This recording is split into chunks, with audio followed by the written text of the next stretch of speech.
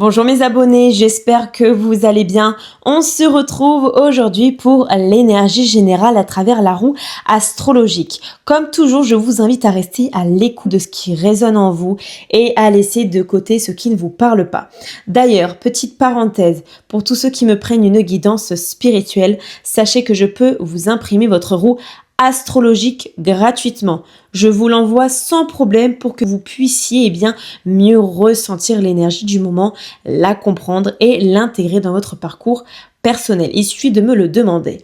Maintenant, passons à l'analyse du moment. On a une lune qui est en Capricorne, en maison 9, qui nous pousse à chercher du sens, de la rigueur, de la sagesse dans notre façon de voir le monde. Mais cette lune est opposée à Jupiter qui est en Gémeaux en maison 3.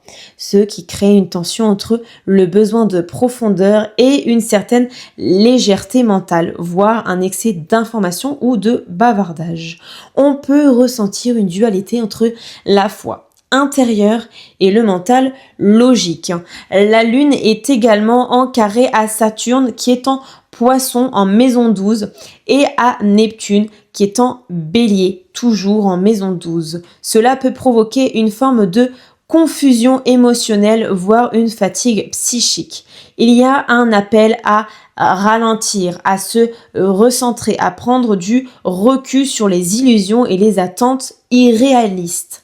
Mais cette même lune forme un trigone avec Mercure qui est en Taureau en maison 1, ce qui nous aide à garder les pieds sur terre. L'intuition est soutenue par une pensée stable et pratique.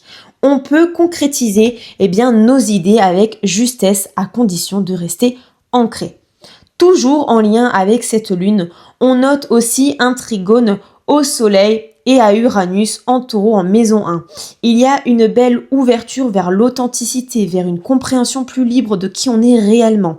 Des prises de conscience peuvent émerger de manière spontanée. Du côté de Pluton qui est en Verseau, en maison 11, il est en sextile à Saturne en maison 12, ce qui apporte une forme de solidité intérieure et de régénération dans les relations collectives ou les projets d'avenir. Pluton est aussi en trigone au Soleil et à Uranus, ce qui accentue le besoin de transformation personnelle profonde et parfois radicale. Mais attention, Pluton est également en carré à Mercure en Taureau et il est opposé à Mars en Lion en maison 5. Cela peut créer des tensions verbales, des conflits d'ego ou une difficulté à canaliser son énergie créative sans rigidité ou domination. Mars, de son côté, il forme un trigone à Vénus qui est en Bélier en maison 12, ce qui peut apporter de la passion cachée, des élans d'inspiration, une créativité intense et surtout dans l'intime ou dans ce qui ne se voit pas. Saturne est très actif. Il est en sextile à Pluton, au Soleil et Uranus, mais aussi en carré à la Lune et à Jupiter. Il y a donc à la fois des soutiens pour construire et des limitations à dépasser, surtout sur le plan émotionnel et mental.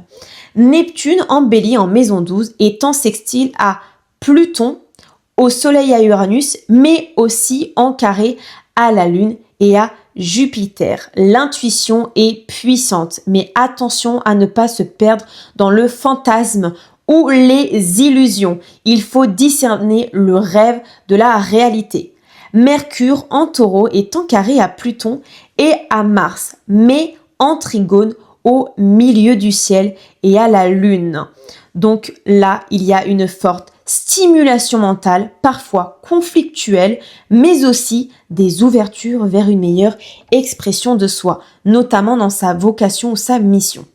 Enfin, Jupiter en Gémeaux en maison 3 est opposé à la Lune, en carré à Saturne et à Neptune. Donc attention au jugement actif et l'excès d'informations, de promesses irréalistes. Mais avec conscience, cela peut ouvrir des portes vers une expansion plus alignée. Et voilà pour cette grande traversée des énergies du moment. J'espère que ce message vous aura parlé, soutenu et éclairé. Merci d'avoir regardé cette vidéo. Pensez à liker, commenter, partager si le cœur vous en dit et surtout, prenez soin de vous. À très bientôt pour une nouvelle guidance.